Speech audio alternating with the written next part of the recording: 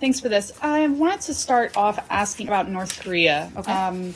After the cancellation of Pompeo's trip, is the diplomatic effort there in trouble? And then I was also wondering if you could give us some further details about why the trip was canceled. There are reports that it was canceled following the receiving of a letter from Kim Yong-chol, and I was just wondering if you could confirm Sure. that. So let me take your second question first. We often don't get into the detail about our private diplomatic conversations, but I can tell you that the president and his national security team, which obviously included Secretary Pompeo, and I want to make this clear too, that Ambassador Bolton, the national security advisor, was a part of these conversations. There were some inaccurate reports that he was not. He happened to be on the phone on a secure call participating in this conversation as well. The entire national security team discussed this. In their judgment, they made the judgment that now is not the right time to travel. The president agreed with that, and that is when the president made the decision to send out some tweets announcing that decision. All right. And the diplomatic effort? Yeah, so the diplomatic effort is still ongoing. I know a lot of people are interested in sort of where this stands. The president overall remains very clear-eyed about the challenges and difficulties ahead of us. We have long said, the secretary has long said that this wouldn't be easy from the start, and it could be a somewhat lengthy process. Overall, sometimes we move forward, sometimes we stand right where we are. We look forward to future negotiations when the time is right. Okay. Hey, Leslie. Has the Secretary spoken to his North Korean counterparts in recent days to explain it?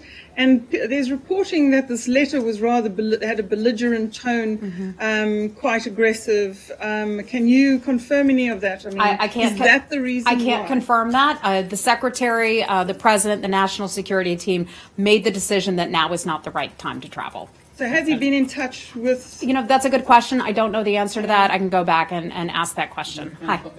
I guess the decision to go was announced on Thursday, was taken also with the green light or in accordance to what was decided within the NSC and with the president. So what happened between Thursday and Friday that made them change their mind? Because it was the same people deciding to go and then decided not to go. And some of these would just fall under, and I know it's not fun for all of you to not get what you see as a sufficient answer, but some of these are just private diplomatic conversations, and they made the decision that then was not the right time to travel. Just another question. Yeah. Secretary Mattis this morning said or warned that he wasn't planning to suspend other drills in the region anymore.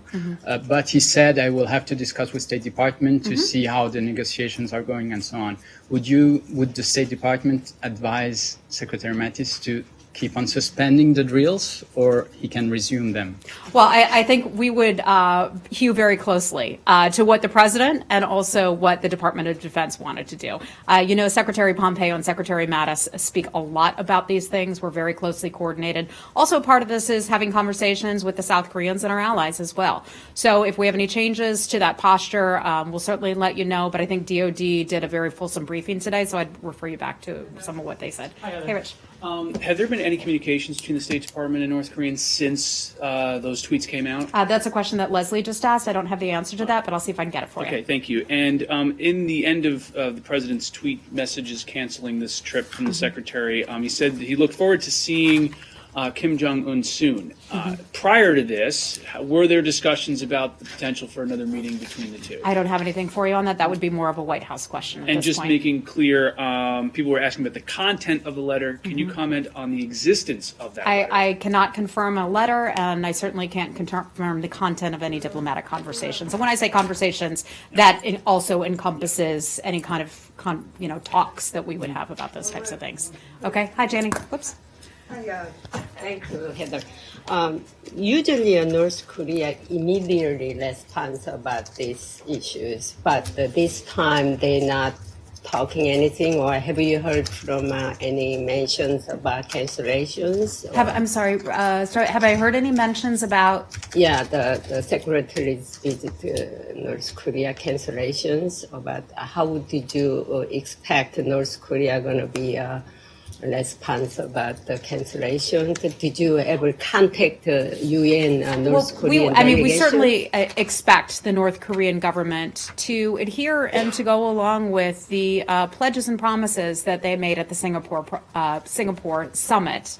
In accordance with what they agreed to with the president. I have a statement from the secretary that he provided me earlier today, which I'd be happy to give to you his take on the situation there. He says, despite the decision to delay my trip to Pyongyang, America stands ready to engage when it is clear that Chairman Kim stands ready to deliver on the commitments that he made at the Singapore summit to President Trump to completely denuclearize North Korea. The world is united behind the need for Chairman Kim to fulfill that commitment. Every member of the United Nations Security Council voted to call upon North Korea to abandon all nuclear weapons, existing nuclear programs, and other weapons of mass destruction. The goal of final, fully verified denuclearization of North Korea, as agreed to by Chairman Kim, is the world's goal.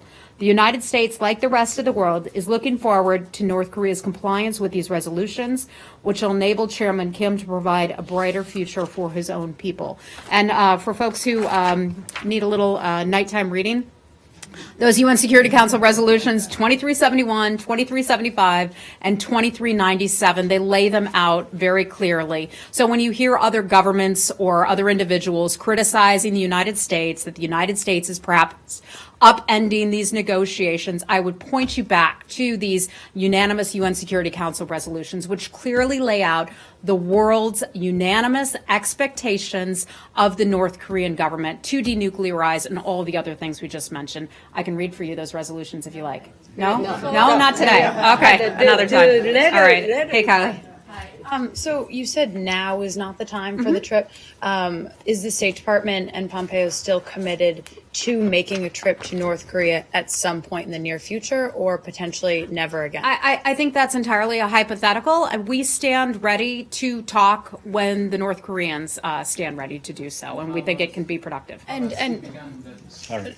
you also spoke specifically about the president's tweet, which cited no progress on denuclearization. So no, actually, he said we feel that they are not making sufficient progress. There's a big difference there. So we feel that they're not making sufficient progress. There is progress being made.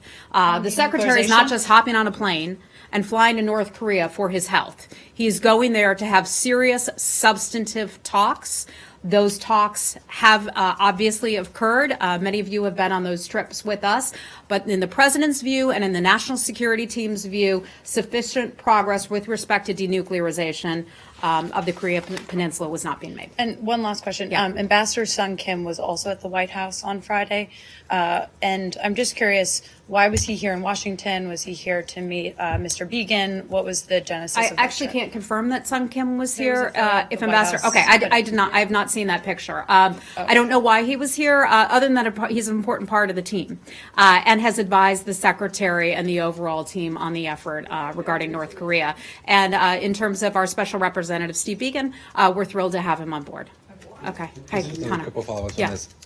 Ambassador Haley said today that it's possible North Korea has changed its mind on its commitment to denuclearization. Is that a view that the Secretary shares as well? I haven't asked the Secretary that question. All we know is that Chairman Kim has made certain commitments to the President at the Singapore summit. Just one more. Yeah, A close ally of the Secretary, Senator Marco Rubio, also said today, he tweeted that talks have failed. Just get your reaction to that. Obviously, this is someone that the Secretary I is tend not to comment on things that other world leaders or even U.S. politicians would say. I would certainly say that when you look at some of the things that have taken place in the last year, one, we're in a very different spot today than we were 1 year ago, where there were ballistic missile launches, where there were nuclear tests. We all remember very well what last summer looked like and the fear that many Americans felt at that time. Today, we're in a very different place. Two, we are in conversations and have been in negotiations with this government that we have not had any kind of real relationship with for just about a decade. Now, the fact that we're having conversations, I would call that progress, and I would call that diplomatic progress, and that's exactly what we do out of this building. The maximum pressure campaign, the world came together to impose sanctions against North Korea. When we were just at ASEAN, we heard so many of those ASEAN nations thanking the United States and thanking President Trump for his leadership on this issue. Were it not for the UN Security Council resolutions and for the maximum pressure campaign, Chairman Kim would not have gotten to this point where he is willing and open to having conversations with the United States government. You recall when President Moon of South Korea first came here, I think it was back in March or perhaps it was early April, and he stood just outside the door of the White House and he thanked this administration for its efforts with that economic pressure campaign. So those are just a few ways. I can go on and on about the repatriation of remains. I can remind folks of the 3 Americans that we brought home just a few months ago. Secretary Pompeo's, I think it was his 10th day on the job. I would call that tremendous progress and would take issue with anyone who would claim that we have not made progress on this front. I've got to move on to some other issues, and I have to cut the briefing short tonight. President Moon is supposed to meet with Kim Jong-un next month in North Korea. Given your past comments saying that, pointing to his comments that there can be no progress on inter-Korean relations without progress on denuclearization, would you call on him to cancel that meeting? No, I think I would just go back to what President Moon has said in the past, that those things have to take place. That has to take place. The denuclearization has to take place. He's been very clear about that. We continue to have good, frank discussions with our allies, both the Republic of Korea and Japan. You shouldn't cancel until there's been I would progress? just go back to what he has said in the past, the importance of denuclearization. Saeed, go right ahead. Thank you. Yeah. Thank you, Heather. I've got to move on to other things. I think I just announced that. I discussed that about denuclearization. Saeed. Denuclearizing? Or We are having progress? those conversations. The conversations have continued. As you know, we decided not to take this trip because we felt sufficient progress has not been made, but I think I've addressed your question already. Saeed, go ahead. Thank you, Heather. I wanted to ask you about the State Department last Friday informed Congress of aid cut off to the Palestinians in the amount of $200 million.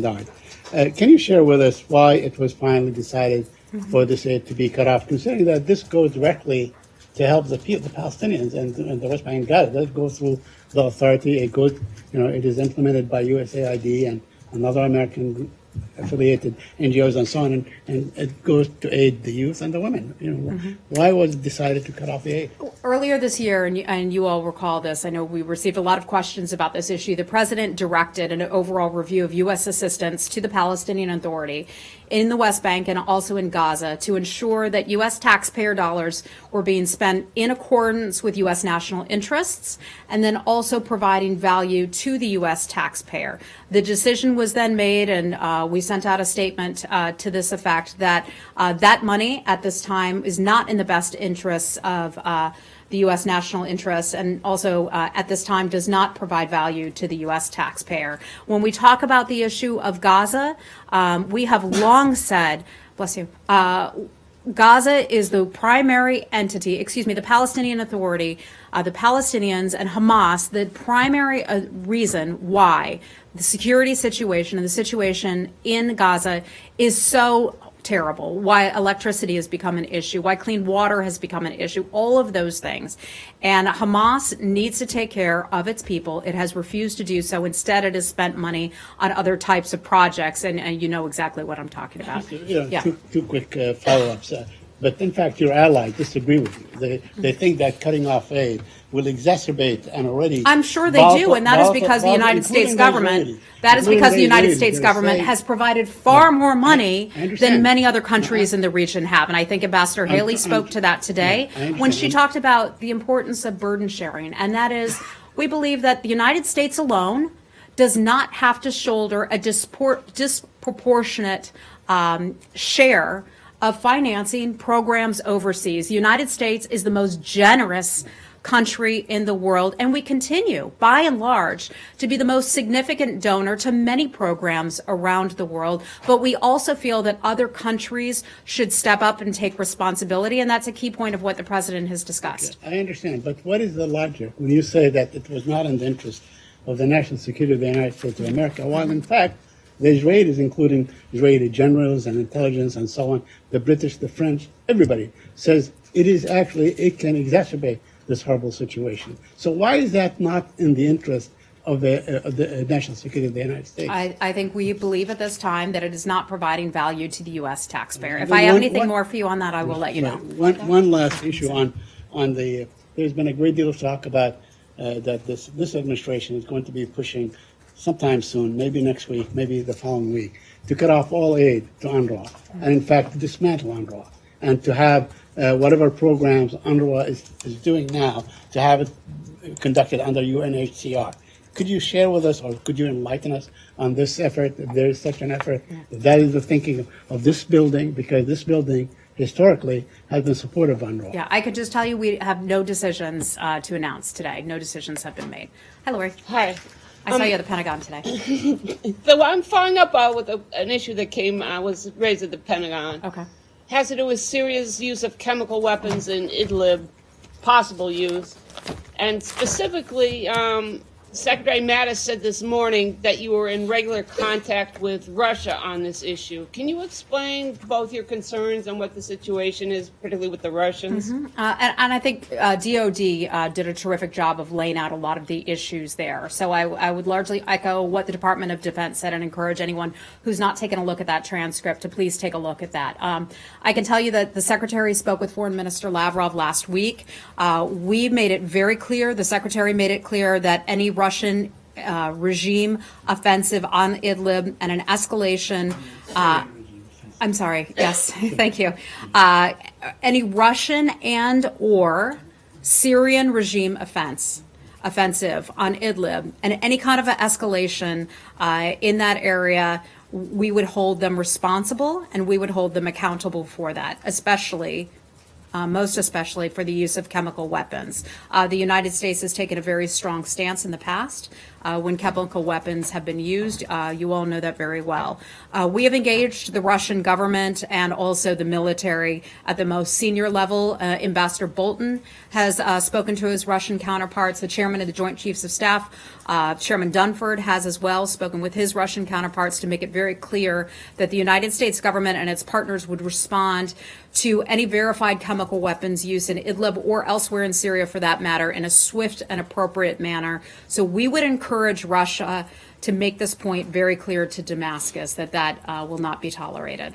Thank you. And a follow-up. The Syrian and Iranian defense ministers just signed a new defense cooperation agreement. How do you view that? Yeah, we saw that. Certainly, Iran has continued its destabilizing activities around the globe, and I think this would be a primary example of that. On Idlib, very quickly, just to follow on Idlib, because all reports say that it has a concentration of al-Nusra forces, the bad guys that you have listed as terrorists and so on. They are concentrated there. Their allies who are of the same political and kind of militant orientation are also there. You certainly don't want to provide them with a safe haven in Idlib, do you? Saeed, I don't have anything additional for you on that, but I think Department of Defense addressed that today earlier. I can tell you something in addition on the Geneva talks. That is something that's been a real priority of ours and a priority of our special representative, Jim Jeffrey, as well, to reinvigorate the Geneva process. I can tell you that we have accepted an invitation by Staffan de Mistura. He is the UN Special Envoy handling Syria. We will be participating in talks in Geneva on September 14th. It's a bit of a ways off, certainly, but I can tell you that Ambassador Jeffrey will be there and looks forward to representing the United States along with our Deputy Assistant Secretary, Joel Rayburn. I want to make it clear that we fully support the Geneva process. We fully support the efforts on the part of Staffan de Mistura to broker a political settlement. We recognize that a military solution is not going to resolve the problem long term in Syria, that it has to be a political solution. So I expect expect that we'll have more announcements and details for you on the days and weeks to come, but we think we're at a good spot right now in getting back to the Geneva process. And I can take one more question. Oh, I can take one more question, and then I have to go. Hi. Thank you so much. Where you been? I've been enjoying the summer. Oh, good for you. Glad to hear it. Thank you. Good to be back. Do you have any update on the Rohingya report? When should we expect the State Department to release such report? And I have one follow-up. Sure. So let me first start with the UN fact-finding mission. And UN just released its report within the last day or so. And I just want to make clear that that is something that we are reviewing that report's recommendations. So there is that piece of things. The findings in that report, if you've not reviewed it just yet, overall add to a growing body of information indicating widespread human rights abuses by the Burmese military and other security forces in Burma. The United States government has held individuals, high-level military individuals, responsible. We have through different rounds of sanctions in the past. And we'll certainly let you know if we have any additional announcements on that. There's a second piece of information, and that is the State Department's own documentation project that it started. Actually, let me back up for 1 second and mention something about the UN fact-finding mission. We were very troubled by the fact that those participating in the UN fact-finding mission were not granted access to the Rakhine State, and that's the key area where this crisis has taken place, and so many people were run out of their homes and killed, and the rest of that. They have not been able to gather adequate information, and that has long been a concern of ours. Humanitarian workers have not been able to get in and provide the important and necessary aid and support that they need to. Media. That has been an issue as well. So I just wanted to highlight that disappointment that we have had, that various groups have not been able to get in. With regard to our documentation project, the State Department undertook one in which refugees located at Cox's Bazar, which is in Bangladesh. Many of them were interviewed for their experiences. That has been pulled together into a report which the Secretary will review and has taken a look at it, from my understanding, and we will decide whether and to what extent to publicize that final report. As you well know, we designated this as ethnic cleansing last year. It's a very complicated and complex process that involves a whole lot of lawyers. And when we have something ready to announce, we'll certainly let you know. Okay? Do you share the curriculum? I've got to do last question. I've got to go. Yeah. So do you agree or that with the UN report that there was genocidal intent in those attacks against the Rohingya? We have not made a determination on that. And I'll go back to what I just said, and that is it is a very specific legal designation. It's not one that is easily made.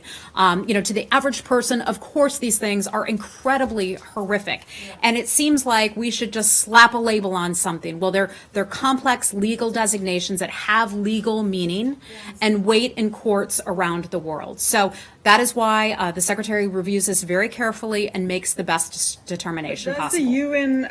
Does the UN policy affect at all what the U.S. does going forward? Does the UN reporting in any way the UN fact-finding mission change anything to do with how the U.S. policy? We support that process, and we are taking a look at the recommendations. And I've got to go, unfortunately. But thanks everybody. We'll see you real soon.